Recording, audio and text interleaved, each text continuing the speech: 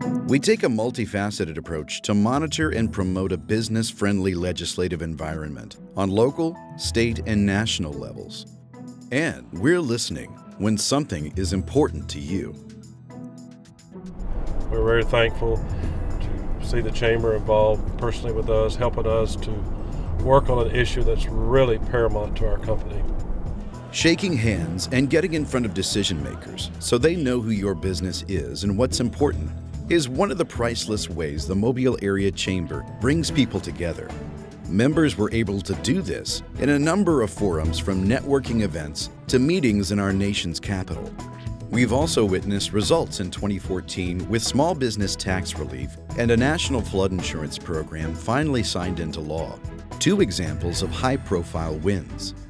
And for the first time in years, thanks to the Chamber's relentless pursuit, there was progress in bringing the new I-10 bridge and Bayway expansion to fruition.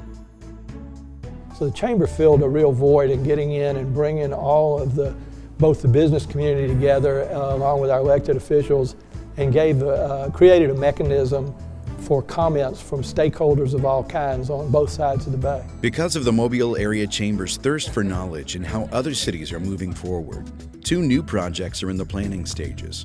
Following a trip by community leaders to St. Louis, participants are working to develop a downtown technology corridor and a community park and trail complex. From impacting legislation to adopting new community initiatives, together, our voices will be heard and our actions will lead to results.